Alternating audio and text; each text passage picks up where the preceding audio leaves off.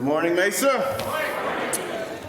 So I figured over the last 5 weeks, y'all couldn't see me, so I had to put something that reflects my image. I'm short. I am a dark-skinned pigment individual, but I'm a handsome guy. I'm telling you. It's good to see each and every one of you, right? Man, the Lord has been good, and he has brought you all back to this place. And from Sunday to Sunday, I just look at that thing as God giving us one more chance to improve, one more chance to get it right, one more chance to get better in our relationship with him, because that's what it's all about. It's all about being in a relationship with God.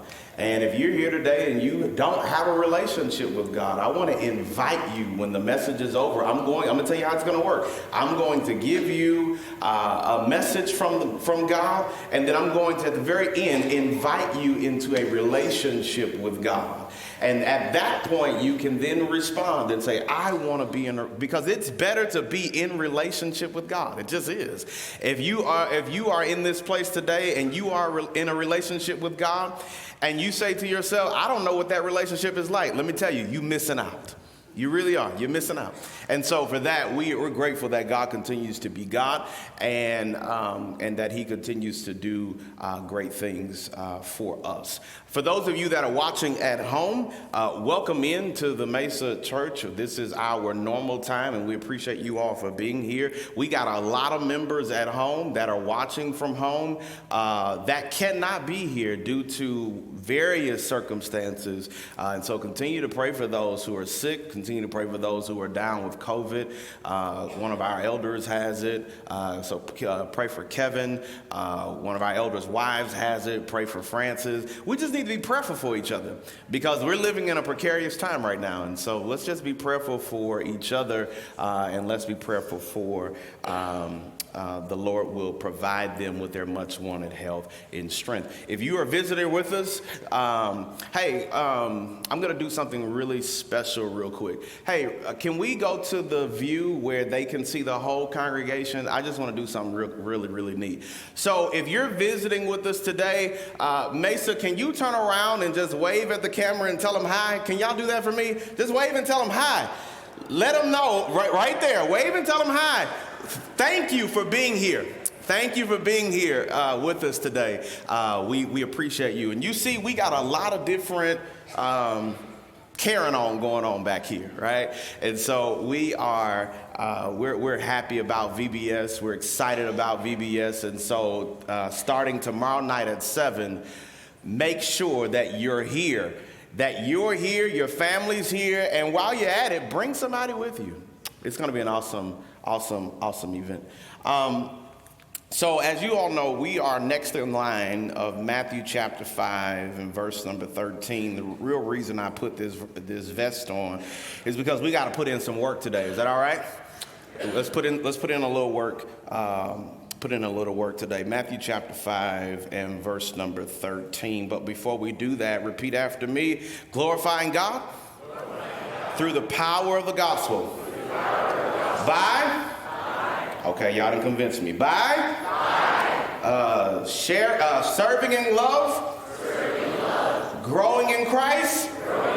Equipping for life. God is good. God is good. And all the time? Jackie, that was for you. He's watching, so I just have to give him that. Hey, y'all, let's do this one song with me real quick. Mike does a great job. Hey, doesn't he do a great job for us? I appreciate Mike for what he does. But do this one song with me, and I'm trying something, so if I mess up, don't worry about it. Here we go. Over all the earth you reign on high, every mountain stream, every sunset sky, but my one request, Lord, my only aim is that you reign in me again. Lord, reign in me, you reign in your power over all my dreams. In my darkest hour, you are the Lord of all I am.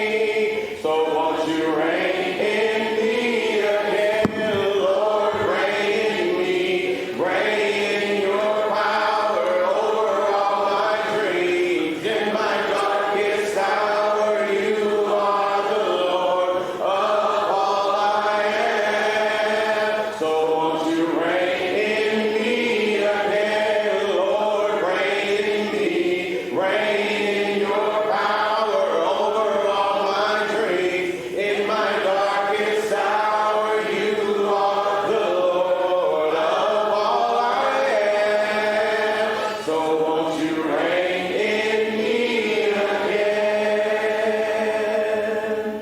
So listen, Matthew 5, verse 13 through verse 16. We're going to talk to this, and we're going to pin this thought from the idea becoming the difference. Because let me tell you something. Everybody in here right now is meant to make a difference. Everybody. Whether you want to or not, you were made to make a difference. Jesus came to make a difference. And if we're made in the image of God, then it is our job to do what God does. And we know that God makes a difference. And so in verse number 13, and I appreciate Clint for reading that in its purest form, he just simply says, you are the salt of the earth. Everybody in here loves salt. Everybody in here loves how salt works. We all understand how salt, you get eggs, what are you doing? Salt. You getting vegetables, what you doing? Salt. You getting noodles, what are you doing? Salt. You getting, everything that you eat, it gotta naturally have some type of seasoning to it, right? And I need us to understand that in the ancient world, salt was used for two things. It was used for flavor, and it was used for preservation. And salt, being used in the ancient world, had many different impurities, because instead of salt being made by evaporation of salt water, right, they would then actually go and they would take salt from salt marshes in the area of the Dead Sea. And when they did that, instead of it coming from a more pure substance, it came from a substance that already had impurities, which then caused it to have already imperfect qualities before it ever got to a serving table. And so in its commercial value, because that's all they saw was the value of a product that looks like a product, that mimics a product, but it doesn't necessarily do everything that the product does. So y'all know how you have the authentic thing and then you have the knockoff version, right? Y'all been there? Okay, maybe y'all don't do knockoff stuff. Okay, well, I got an auntie that she'll buy anything she can for the cheap. She don't care if it's real. She don't care if it's fake. That's just what she does, because she just says, it don't matter to me what name is on it. All I care about is that it clothes me. That's all I care about. And so she gets to a place, and sometimes in the ancient world, they got to a place where they didn't care about the authenticity of a product. All they cared about was the value that the product brought. And so they said, as long as it looks like the real thing, we can sell it. And so they had an idea where they said, you know what? Let's sell even though this is not the real deal. Can I tell you something in here? There are going to be a lot of Christians that you come in contact with that will look like and sound like Christians, but when you get inside of their heart and their desire, they're really not the real thing. I need us to understand that. Just because somebody says, I'm a child of God, does not suggest that they are going to act like a child of God. There are some knockoff Christians. I need y'all to hear me today. Are y'all hearing that? Okay? And so salt in itself, Jesus uses, and he says, you are the salt of the earth. So when Jesus tells the disciples that you are the salt of the earth, He's informing them that they would be what is needed for the world to be flavorful. Jesus says at some point you need to understand that without the child of God, the world will not taste good. And I need us to understand today as well that the world is the way it is because the Christian is not opening its mouth or opening our mouths to actually give flavor to the corruption that we see right now. Let me tell you something. As Christians, we were never designed to blend in the background, but we were designed to stand out and be different. And if you don't ever open up your mouth, the world will never taste God's flavor. Are y'all hearing that? And so at some point in time, you got to be able to say, you know what? If I don't do this, it may not get done. In essence, Mesa, let me tell you, we got to stop waiting to figure out who's going to step up and do it. If it needs to be done, slide right into that gap and be flavorful while you are doing the work of God. So think about it. Jesus shares with them that they would be the world, what the world needed in order to keep it from corruption. So think about it. Our world is so messed up right now, and it's because the Christians stayed silent for too long. We are, a lot of times, Christians, we are not proactive people, but we are reactive people. But in our reaction, we are always 3 years too late. Have y'all noticed that? We come on the scene, and when we come on the scene, chaos has already broken loose, and we're trying to figure out how can our voice be heard in the midst of chaos. But can I tell you something? As Jesus expects for the Christian to actually be the person that is proactive before it all gets out of control. So think about it. It's up to you then to show people what they are missing in their life. They're not going to get it by osmosis. They're not going to get it by happenstance. People are going to have to get it because you show it to them. So think about it. The child of God is meant to show and tell. Oh, y'all, come on. Every Friday at school, y'all used to be happy because it was show and tell, and you got to bring something from home, and you got to show whatever it was. But not only did you show it, but you happily told it. But there are many of us in here, and I can even raise my hand and tell you that there are times in life where I can tell it, but I do a poor job of showing it. You say, oh, Jeremy, you're the preacher. I know. But that's the reality. Everybody struggles with show and tell when it comes to Christianity. We tell it, but we don't show it. We show it, but we never open our mouths to tell it. And Jesus says, if you're going to be the salt of the earth, you got to be happy about flavoring up some stuff. Listen to me closely. There are a lot of bitter people in this world right now. A whole lot of them. And if the salty folks can't take away their bitterness, we can't blame bitter for being the issue. It's actually something wrong with the salt.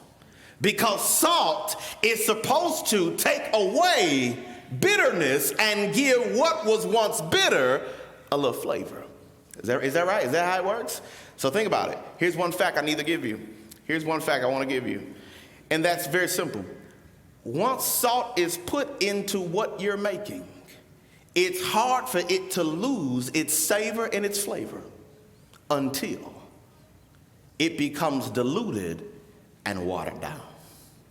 You know how mama used to do it when she oversalted the grits in the morning or the malto meal or the oatmeal, whatever y'all used to have. And she said, oh, no, ain't nothing a little water can't fix. And she used to put a little more extra water in there. It was to dilute that heavy, salty taste. But Jesus says, I don't want my children to be diluted. But I need my children to be overly so that they can spread their salt among the earth. So he says, you are the salt of the earth. But here's the problem. What happens, Jesus says, if the salt becomes tasteless? Well, once salt has been degraded, it loses its ability to be a preservative. Y'all notice that? Because the word tasteless in the Greek details having a lack of flavor or becoming foolish. And so Jesus says that it has become foolish because what it is made for no longer can it function in its proper function because it has been mixed. So Jesus says salt that don't taste like salt is foolishness because it can't even do what it's supposed to do, and that is be salty. I know we look at salty as being a negative sometimes, but let me tell you something. Saltiness actually can be a positive thing. You know, he says be salty, but don't be salty in a negative way. Be salty to where people can actually taste that flavor that you have. And once salt has been mixed with another substance, it becomes useless in its purpose. And there are people walking around without purpose right now, trying to figure it out. Why do I feel like I don't have any purpose? Why do I feel like I don't have anything to offer? Why don't I feel like I have anything to give? And the reason why is that you have lost your saltiness. That's what you've lost. You've lost the ability of remembering that you are supposed to make a difference, right? What is Jesus doing here? Jesus is warning them against being defiled by impurities. He's saying, don't get to that place where you put one finger in here, you put one finger over here, you put a toe over there, put a toe over there, and think you're going to be able to maintain your authenticity. Because listen to me, Mesa, I know that we are born into a mass influence over us. I get it. I realize that. I understand what we were born into. But every single day of your life, you have to be able to learn to live without your wants that wants to influence you every day. Everybody got a want in this room right now that influences you to not be salty. It influences you not to make a difference. But Jesus is saying that you have to be able to say, you know what? I am going to remain salty. I'm going to continue to try my best to make a difference. So here's the Mesa moment I want to share with you. And I, you know, one thing we love to do is we love to say everything in second person. You, without saying me. So let me read this to you. The longer I continue to tolerate what is unnecessary, the greater chance unnecessary has to influence me. You cannot tolerate what is unnecessary and think that unnecessary won't eventually captivate your thinking. Understand that, because here's the God honest truth. Every day I have to be willing to lose what I desire. I have to be willing to lose and let go what I do not need. You don't have to be and you don't have to put up with what you do not need because it's unnecessary. Think about that. You put up with a lot of stuff in your life, and you don't need to do that. But a lot of us, sometimes we are afraid of what life looks like with the stuff that I don't need in it. Because will I lose my identity? Some of us right now are scared to walk away from what we know we should have walked away from years ago. But we wonder, if I walk away from this, I am scared of what life is going to look like. But Jesus says, but what happens if you don't walk away and you become tasteless? What happens? He says, people should be better because they were with you than they were before they met you. The world, listen to me, won't be flavorful until you open your mouth. But what happens if you become tasteless? Jesus says, how can it be made salty? Again, he says, it is no longer good for anything. You don't ever want to live your life.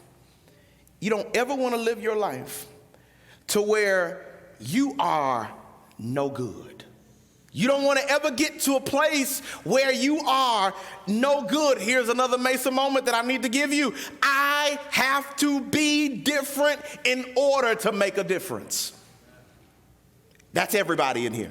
I got to be different in order to make a difference. If you are the same as everybody else, let me tell you, you will not make a difference. You will only fit in.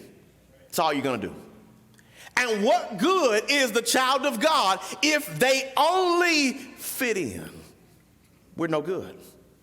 God is going to hold us accountable to be able to maintain our saltiness. He's going to hold us accountable to be able to maintain being a difference. And if we allow our effectiveness to be diluted by our atmosphere, we are then no value to God. We are of no value to him. If you allow the place you live to affect your difference making, God cannot use what is not willing to stand out and be different. I need us to realize today that Jesus is asking us to be different. Because if you don't want to be different, let me tell you what happens. Y'all ready? The garbage man shows up. He says, except you be thrown out and trampled under the foot by men. Let me tell you, this does not mean, though, that you will have a useful role in surfacing and paving a path for men to walk. Jesus says, when he says thrown out and trampled, he's literally saying to be removed from the house onto the street as refuse. And y'all know what happens to refuse. The Mesa dump truck comes to get it. The Gilbert dump truck comes to get it. The Queen Creek dump truck comes to get it. The Chandler, and where do they take it? They take it to a field full of trash. So think about this. Jesus says, he's literally telling us that you are a waste, that you're not even good enough to be had for a leftover. You may as well just, so he says, if you're not willing to make a difference, he says you're wasting your time. You're wasting your energy. He says, and you may as well be in a field with everything else that has no value. Consider that. As we move into verse 14, he says this. He says, you then, here's another alliteration. He says, you then are, not only are you the salt of the earth, but you are the light of the world. A city set on a hill that cannot be hidden. The word light suggests the idea of hope. Can I tell you something today? Jesus tells his disciples, and he's telling us right now, you are the hope of the world. Internalize that. Digest that. Put it in your heart. Put it in your spirit. When you go to work tomorrow, your idea in your mind needs to be, I am the hope of the world. And if I don't give the world hope, somebody is missing out because I'm not opening my mouth. Are y'all hearing that? Somebody's missing out. And if you don't share, the world won't save itself. Have y'all figured that out by now? The world ain't gonna save itself. It's going to keep going down this dark path. And the child of God's idea and our opportunity is to go down that path and pull out with the help of God and bring them into the light. But here's the thing. If you are the light of the world, wherever you travel, there is light. Have y'all seen that yet? That's what light does. There's somebody out there right now waiting on you to bring them hope.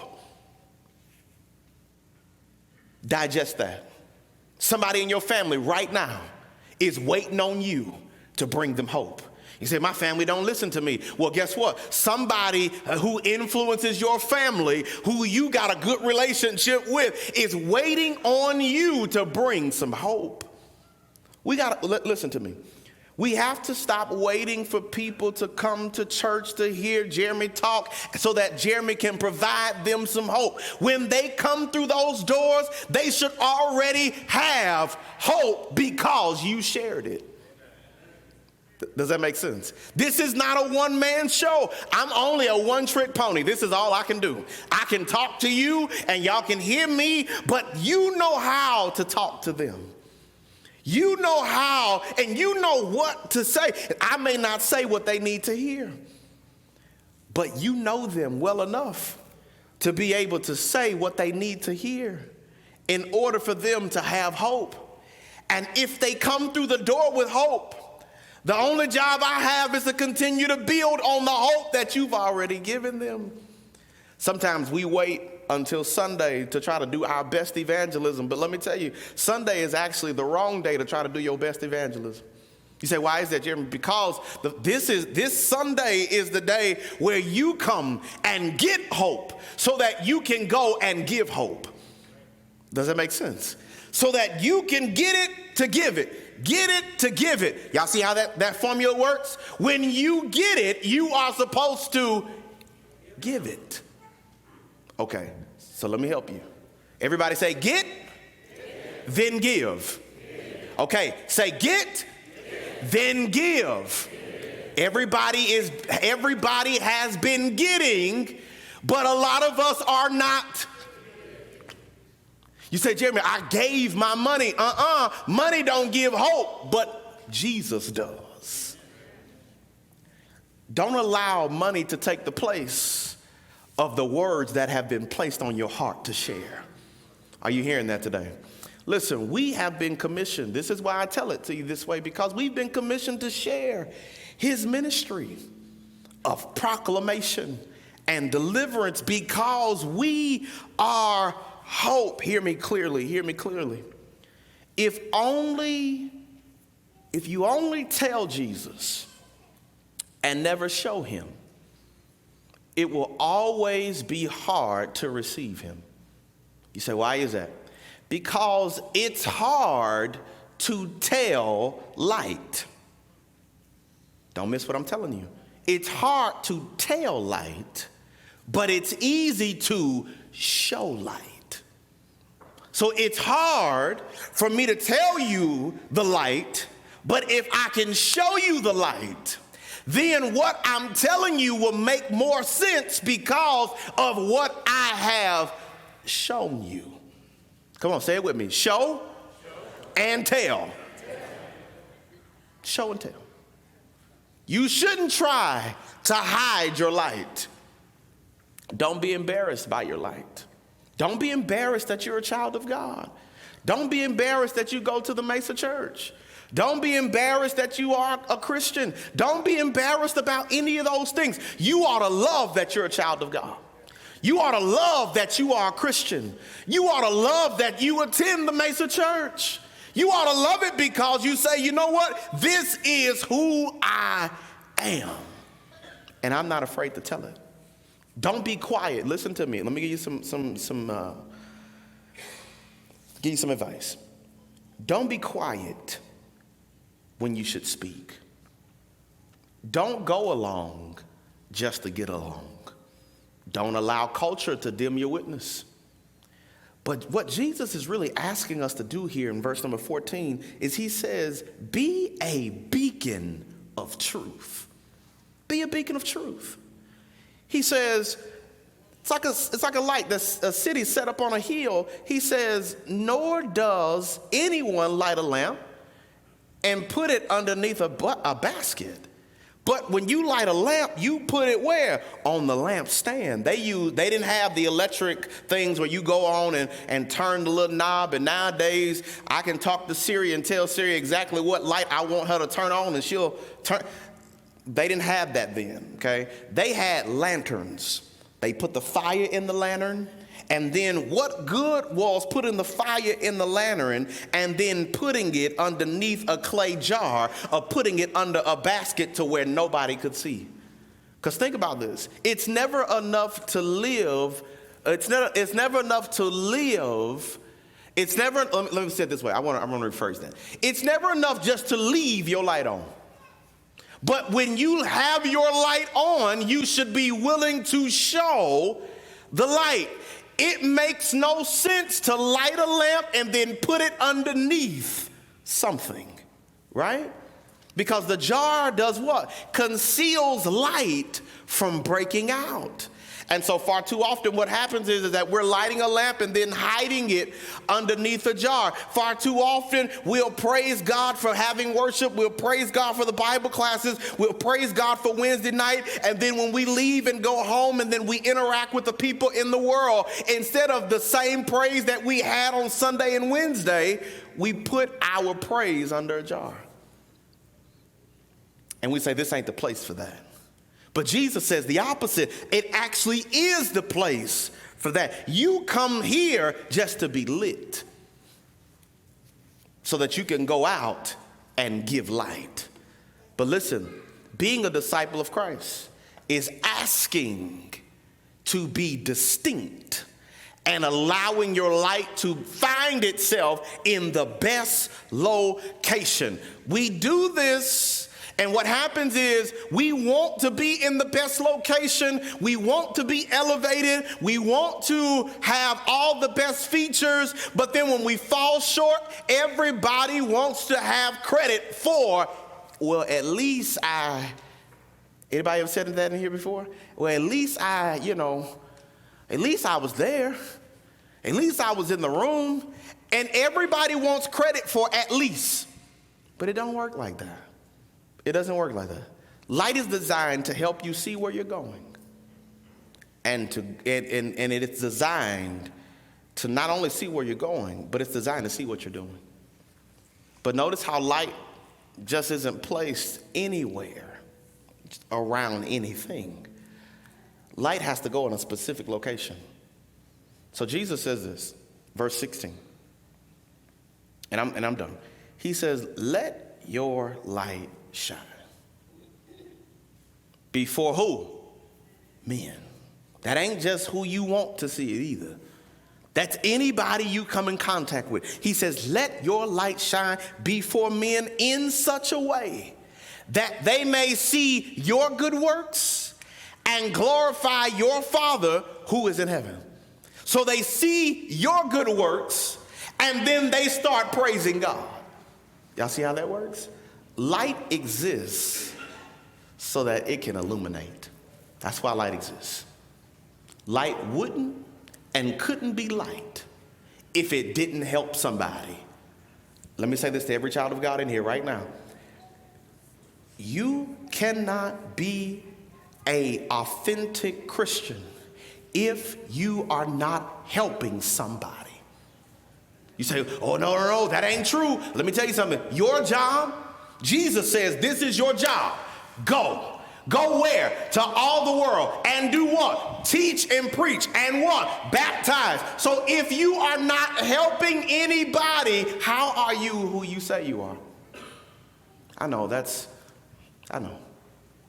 But at some point, though, you have to take responsibility for what you said you believe. And you said, I believe Jesus to be God, and I'm going to follow after him. That means that you have to then be willing to help somebody. Think about this. What if that person didn't help you?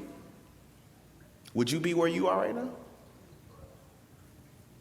What if that person who showed you the Lord didn't show you? What if they kept their mouth closed and they didn't let their light shine? Would you be sitting where you are right now?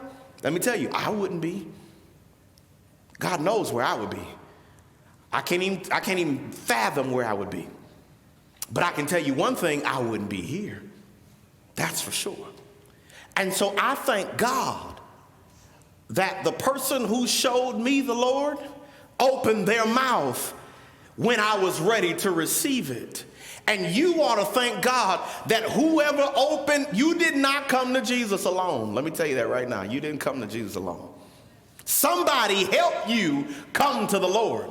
And so because they helped you, you should then want to help somebody else. Come on, say it with me. Show and tell. I give so that I can get. I got it. So now I have to what? Give it. Listen, light shines not only to help, but it shines to reflect the light source. Our light should give a reflection to people so that they can come to Jesus. In its reflection, it directs people to him because of who you are and how helpful your light is. Y'all ready for this? Last word I'm gonna give you. In other words. So we just spent the last 30 odd minutes so that I can just say this last sentence, in other words. Y'all ready? Jesus says, just be good so that people can really see the one who is good. That's all verse 13 through 16 is trying to tell us. And I could have said that and I could have sat down. That's it.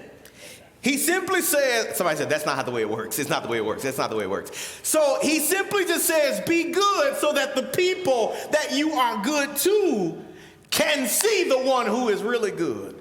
Because we realize we can't be good on our own. So we got God to help us be good so that the people then can see the one who's good. Listen, it reminds me of what Jesus says, and I believe it was John chapter 8.